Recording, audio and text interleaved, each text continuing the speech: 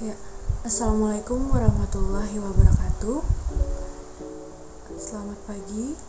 Sebelumnya, di sini saya akan mempresentasikan tugas dari mata kuliah metodologi penelitian, di mana yang berjudul mengintegrasikan metode service learning dalam mata kuliah Creative Partnership, mengubah pandangan masyarakat. Nah, baiklah, dengan saya Karisa Usandi dengan NIM 19.19060. Oke, selanjutnya memasuki latar belakang. Dalam lingkungan di mana lulusan mahasiswa saat ini, program studi pendidikan desain setiap departemen perlu menambahkan kreativitas, inovasi, dan kewirausahaan dalam tubuhnya untuk memberikan masa depan dan pengalaman yang lebih baik lagi. Nah, pada jurusan desain interior Universitas Kristen Petra, kami memiliki program studi yang bernama Creative Partnership. Untuk memenuhi tujuan tersebut, dalam kursus ini kami menggunakan metode service learning.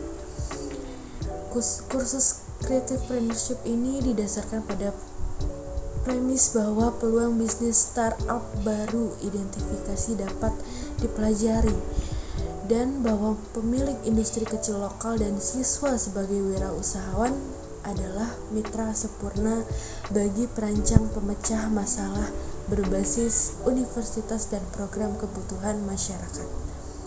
Nah, maka dari itu, berdasarkan permasalahan penelitian ini, yaitu menghubungkan universitas dan bisnis lokal untuk pembangunan ekonomi yang berkelanjut, meningkatkan bisnis perintisan desain dari mahasiswa sekaligus memanfaatkan kesempatan mahasiswa untuk belajar dan melayani sesama, bahkan memahami wirausahawan, proses kewirausahaan, dan cara membuat bisnis desain interior atau konsultan.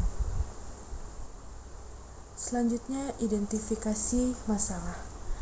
Sulitnya menghubungkan universitas dan bisnis lokal untuk pembangunan ekonomi yang berkelanjutan. Yang kedua, sulitnya meningkatkan bisnis rintisan desain dari mahasiswa sekaligus memanfaatkan kesempatan mahasiswa untuk belajar dan melayani sesama. Selanjutnya, masih sulitnya memahami kewirausahaan, proses kewirausahaan, dan cara membuat bisnis desain interior.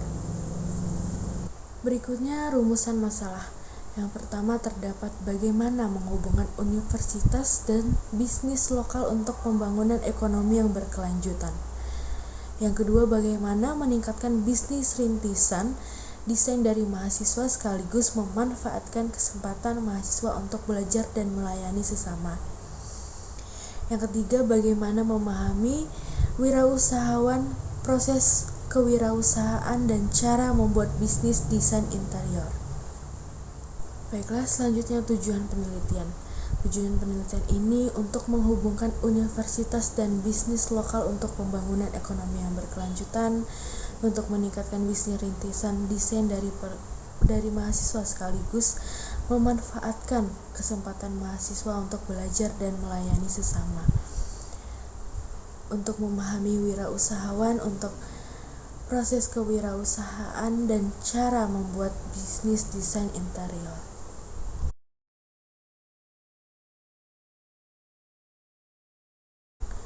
Selanjutnya memasuki landasan teori. Tinjauan pustaka, di mana tinjauan pustaka ini diambil 3 penelitian. Yang pertama bernama Halimah Suharti dan Ardita pada tahun 2021, dengan judul Implementasi Service Learning terhadap kemampuan membaca dan menulis permulaan siswa SD atau MI.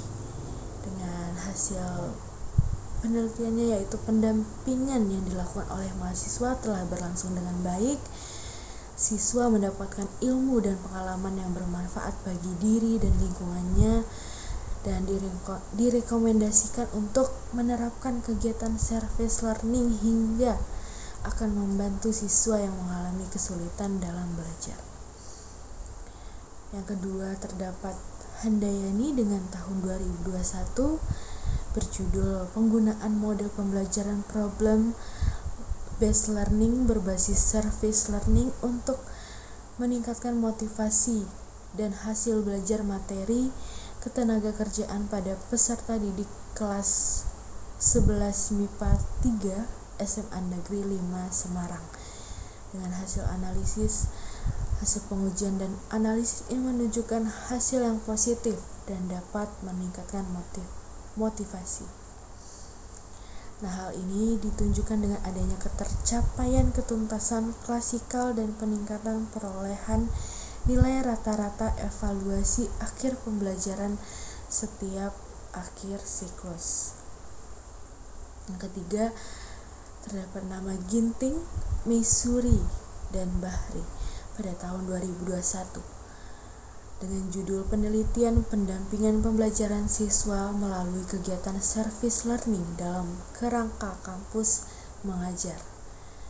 Dengan analisis melalui kegiatan service learning terdapat respon positif daripada peserta mengindikasikan bahwa pelatihan yang dilakukan akan terserap dan merebes dalam pembelajaran pada mata pelajaran lainnya. Selanjutnya terdapat landasan teori, di mana landasan teori ini terdapat 3. Yang pertama, model pembelajaran. Model pembelajaran ini dapat diartikan sebagai cara yang digunakan untuk mengimplementasikan rencana yang sudah disusun dalam bentuk kegiatan nyata dan praktis untuk mencapai tujuan pembelajar. Nah, yang kedua ada metode service learning. Service learning ini merupakan cara mengajar dan belajar yang menghubungkan antara tindakan positif dan bermakna di masyarakat dengan pembelajaran akademik, pengembangan pribadi, dan tanggung jawab sebagai warga masyarakat. Nah, yang ketiga, mata kuliah Creative Partnership sendiri. Mata kuliah Creative Partnership ini mengajarkan mahasiswa untuk dapat menjadi pengusaha yang memberdayakan tenaga masyarakat. Produk yang dipasarkan merupakan produk kreatif yang terbuat dari sampah daur ulang.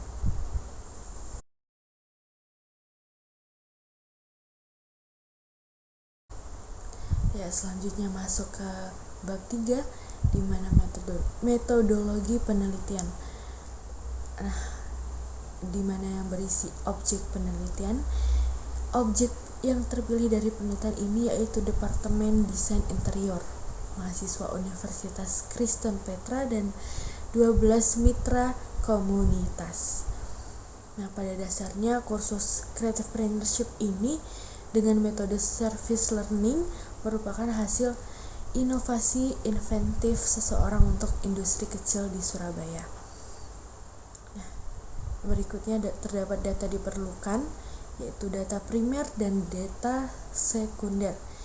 Data primer ini dikumpulkan hasil observasi dan kursus yang telah dilakukan mahasiswa, dan data sekunder sendiri itu studi literatur. Selanjutnya terdapat teknik pengumpulan. Teknik pengumpulan ini terdapat 2, yaitu observasi lapangan. Jadi penelitian ini langsung observasi, langsung ke lapangannya. Dan yang kedua, mengajak kursus Creative Partnership. Jadi setelah penelitian ini observasi ke lapangan, penelitian ini mengajak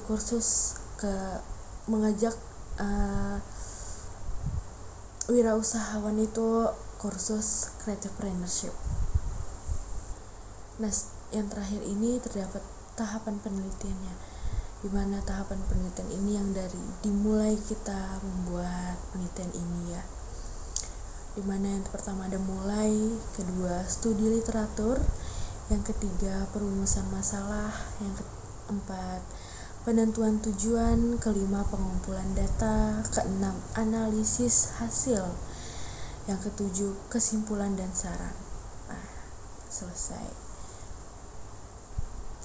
Baiklah, itu tadi dari hasil presentasi saya. Kurang lebihnya saya mohon maaf. Wassalamualaikum warahmatullahi wabarakatuh.